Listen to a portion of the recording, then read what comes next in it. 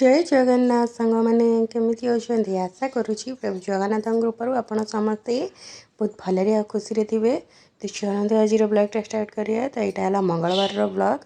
तो मुझे सका उठिकी फास्ट माने बेड फेड झाड़ी सारिकी घर ओल्ल नहीं जाऊँगी।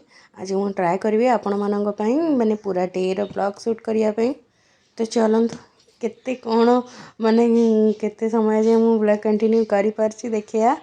आउ कहीं आज तो उपास देखा उपास रे केते समय जाए ब्लॉग कौन कंटिन्यू कर सका उठिकी फास्ट कहली आग घर फर ओल्ल दिए तापर जाकि जहाँ करी आ।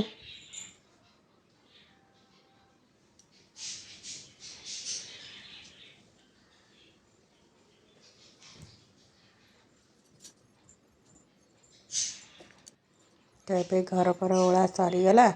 तापर मु राति क्षीर ऑर्डर करी। तो से ठीक सका 7:30 आसिकी क्षीर डेलीवरी हो जाए।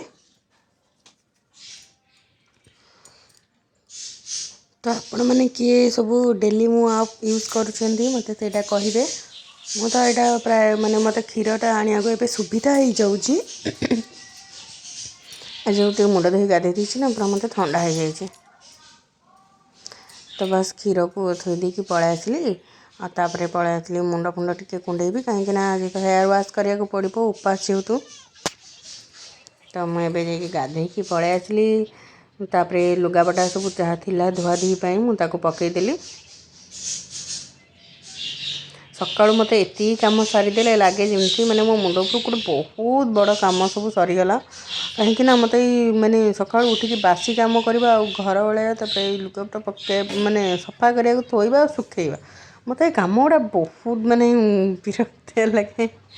सकाल टाइमटा मुझे कम बेसी किसी करें।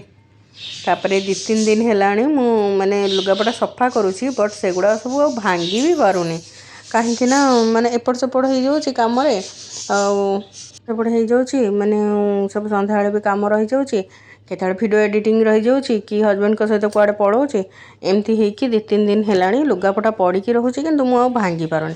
तो सी पूरा चेयर फुल हो पड़ी। तो मुझे कहली आज जाऊँगी सबूक माने भांगिकी आग एमती पार्ट पार्ट करके थोड़ी थाए तापर जो इच्छा आलमारी थोबी ना सी देखिए जहाँ हो थुए भांगी सारे तापर देखिए केते माने केते जाए इच्छा हो। तो ये एमती ही लुगा प्राय पड़ जाऊँ माने लुगा पकाया भल पाए नहीं कि कहीं जानी माने बिल्कुल भी इच्छा ही होनी किसी करने जी समय इच्छा हो खाली शोक रही बस से आ कि भी करने को मत इच्छा ही होनी।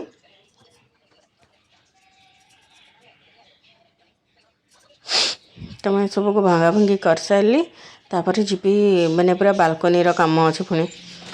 तो मुझे भांगा भांगी करके पलै आसली एवं पलै आसली ये देखो मत ए गोटे सुविधा है आमर बालकनी ना गोटे कनियारी गछटे बहुत बड़ हो पूरा लंबी। तो मत ये सुविधा होथरक से डालटा बालकनी की पाँच मत पूजापी फूल भी मिल जाऊँगी। ये भी मुझे टगर गछ लगे तो से भी मत किछिटा फूल मिल जाऊँगी। तापर मुझे पलै आसली ठाकुर पूजापी आसला तो हो गला से 8:30। तो 8:30 है मो माछ मानकर खाଇବା समय। तो ये देख से कितने खुशी खाऊँ तो खावा को देदेली। तापर मुझे ठाकुर पूजार बासन फासन भी मुझे मजामुजी करदे कहीं मुझे पूरा माने कंटिन्यूस कम माने पूरा सबू कम जो ब्लॉग देखी ना ब्लॉगटा पूरा गोटे घंटा हो। तो बासन फासन माजी ठाकुर को पोछापोछी करी तो पलै आसली गंगा पानी भी टी ठाकुर फास्ट छिंची दिए तापर जाकि मो पूजा काम स्टार्ट करे।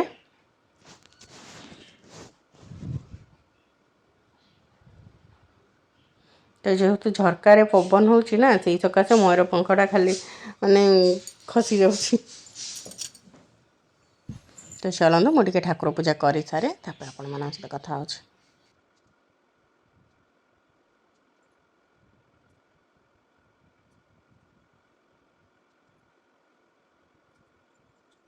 तो ये देखो मोर पूजा सरीगला ठाकुर को भल भाव पूजा करी भोग लगेदेली। तो ये देख चली एम टी भी अन दिए। तो ये देख आराम से पूरा खेलुचे ତ ଏମାନେ ତ ଖାଲି ଚିଁ ଚିଁ ଚିଁ ଚିଁ ଯେହେତୁ ହଜବେଣ୍ଡ ଆଜି ଏମାନଙ୍କୁ ଗାଧେଇ ଦେଇଛନ୍ତି ଏତେ ଜୋରରେ ବୋବଉଛନ୍ତି କୁହନ୍ତୁନି। ମୋତେ ଭିଡ଼ିଓ ଭଏସ୍ ଓଭର୍ ଦେବାର କାରଣ ହେଲା ମାନେ ଏତେ ଜୋର ଅଡ଼ି ଛାଡ଼ୁଛନ୍ତି ନା ଭିଡ଼ିଓ କିଛି ବି ମୋର ଭଏସ୍ ହିଁ ଆସୁନି। ତ ବାସ୍ ସେଠୁ ଆସିଲା ପରେ ଏଠି ଦେଖିଥିଲି ଲୁଗାପଟା ବି ମାନେ ହେଇସାରିଲାଣି। ହଜବେଣ୍ଡ ରାତିରେ ଯେଉଁ ହାତ କଟିଥିଲା କିଛିଟା ବାସନ ମାଜି ଦେଇଥିଲେ ତ ତାକୁ ସବୁ ଥୋଇବି ତାପରେ ଭୋଗ ସଜାଡ଼ିବି। ତ ଏଇଠି ଦେଖନ୍ତୁ ମୁଁ ଲୁଗା ଚେଞ୍ଜ କରିକି ପଳେଇ ଆସିଲି। ଏଇଠି ଭୋଗ ସଜାଡ଼ି ନେଉଛି କଦଳୀ ଆଉ ଅଙ୍ଗୁର କମଳା ତାପରେ ଏଠିରେ ଗୁଡ଼ ଦୀପ ଆଉ ଫୁଲ ଧୂପକାଠି ଝୁଣା କର୍ପୂର ହଳଦୀ ଗୁଣ୍ଡ ଏସବୁକୁ ଭଲ ଭାବରେ ସଜଡ଼ା ସଜଡ଼ି କରିଦେଲି। ତ ଚାଲନ୍ତୁ ଭୋଗ ନେଇକି ଯିବା ଆଉ।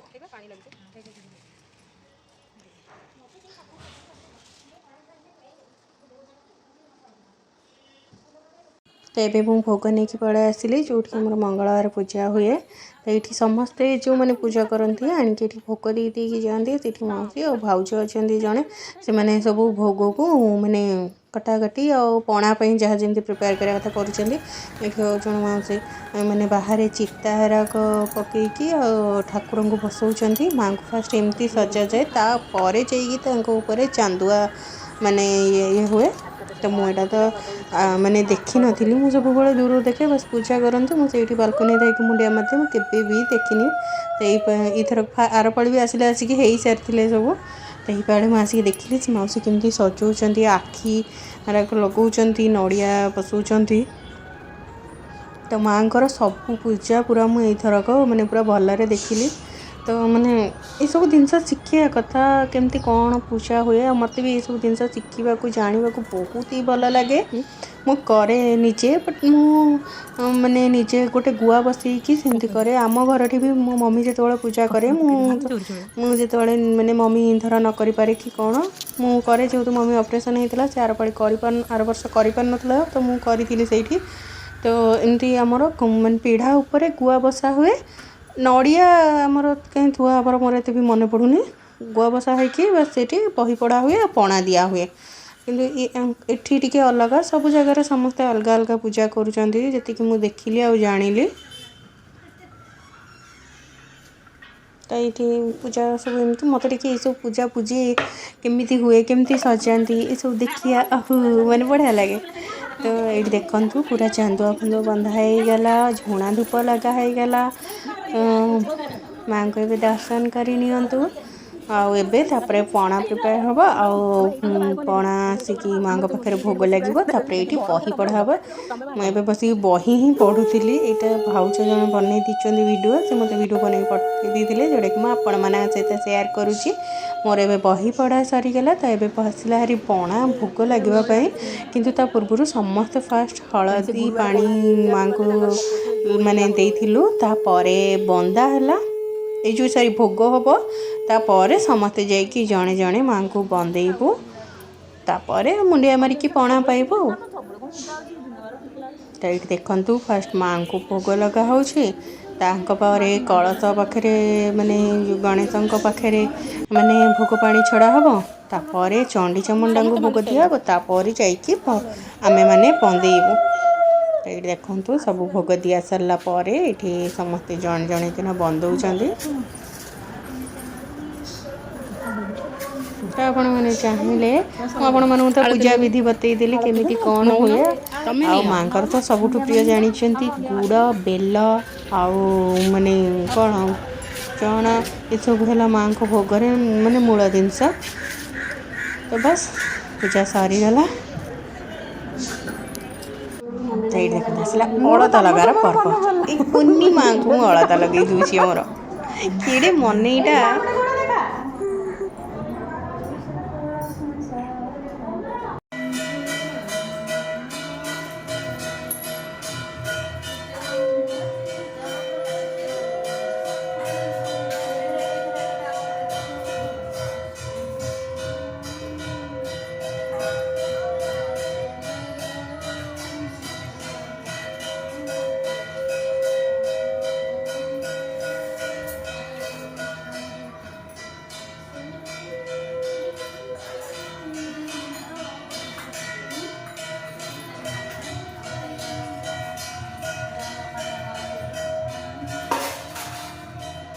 ତ ଚାଲନ୍ତୁ ଯିବା ଭୋଗ ପାଇବା।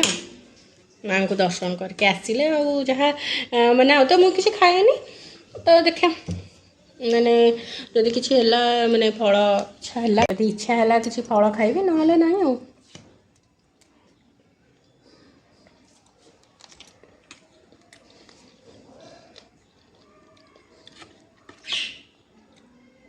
हजबैंड को भी भोग गाड़ी रख देछि से आसिले पाइबे तो रोसई तो जा कर देकी जाइछि अच्छा भाया भाव में रोचे एत बड़क खाया को इच्छा होनी गोटे चामच के भोग पाई पानी पीबी मोर सहीटा बहुत जोर इच्छा हो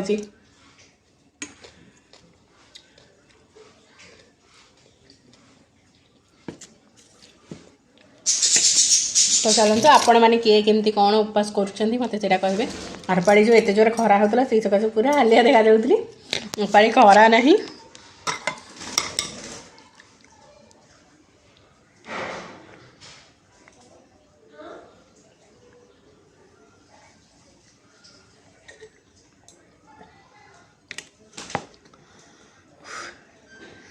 हालिया सका बहुत सारा लुगापड़ा पड़ता सफा कर सफा है हाथटा तो खंडिया एत जोर हो आपण मैंने तो देखिए आज ब्लॉग रे देख तो कहतुनि हाथटा एत जोर बिंधा हो मैंने भल लगुन पूरा आंगुठा सीधा भी कर आंगुठा फुली भी बहुत जोर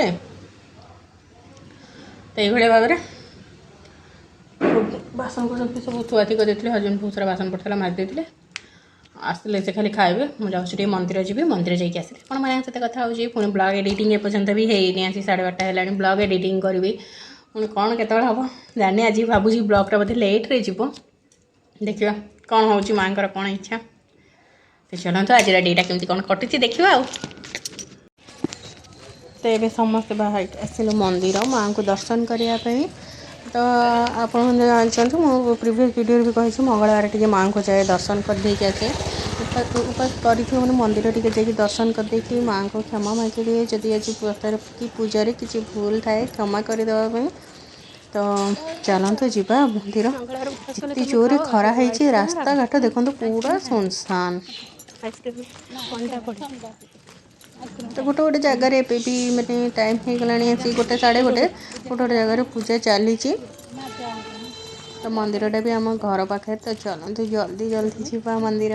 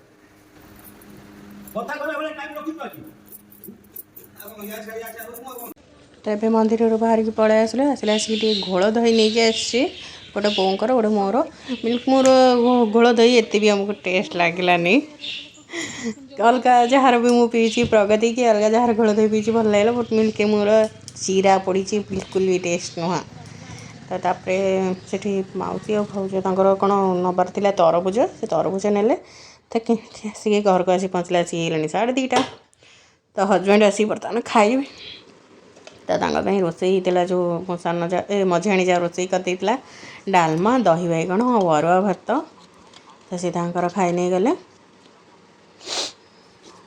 मुझे बसी खाई सारिकी से मोपाई जी कौन कहते कहले थंडा कि कौन पीबू कह आनीदेवी तो मुझे कहली फल तो मत कि खाया कहीं इच्छा होनी जो थंडा पाटी कि मत कि भी भल लगुनि तो एमती कथबार्ता भितर खिया सरीगला ତ ଦେଖ ତାପରେ ସେ ଧରିକି ପଳେଇ ଆସିଲେ ମୋ ପାଇଁ ଥଣ୍ଡା। ମୁଁ ତାଙ୍କୁ ପାଟି କରିଛି ଏଡ଼େ ବଡ଼ ଥଣ୍ଡା, ମୁଁ ତ ସହଜ ମୋର ଥଣ୍ଡା ଦେହ, ତୁମେ ସିନା ଛୋଟଟେ ଆଣିକି ଆସିବ ଧରିକି ପଳେଇ ଆସିଛ ଏଡ଼େ ବଡ଼ଟେ। ତ ଭାତ ବି ଯାହା ଝଡ଼ା ମାନେ ହେଇଥିଲା ରୋଷେଇ ସିଏ ବି ଖାଇଲେନି, ଅଧା ଖାଇଲେ, କାହିଁକିନା ଖରାରୁ ଆସିକି ଆଉ ଘରେ ଖାଇବାକୁ ବି ଇଚ୍ଛା ହେଉନି। ତ ବାସ୍ ମୁଁ ଟିକେ ପାଗ ଫାଗ କଲେ ସେ ଟିକେ ହଁ ଖାଇଦିଅନ୍ତି, ସେମିତିରେ ବି ଖାଇବାକୁ ଇଚ୍ଛା ହେଉନି। ତ ବାସ୍ ଆଜି ଉପାସରେ ଆଉ ବି କ'ଣ ଦିନସାରା ବନେଇବି ମୁଁ ଜାଣିନି। ତ ଏତିକି ଦିନ ସମୟ ଯାଏଁ ତ ବ୍ଲଗ୍ଟା ଚାଲିଛି। ଯଦି ଭିଡ଼ିଓଟି ଭଲ ଲାଗିଛି ଲାଇକ୍ ସେୟାର ସବସ୍କ୍ରାଇବ୍ କରିବାକୁ ଜମାରୁ ବି ଭୁଲିବେନି। ରହିଲି, ବାଏ।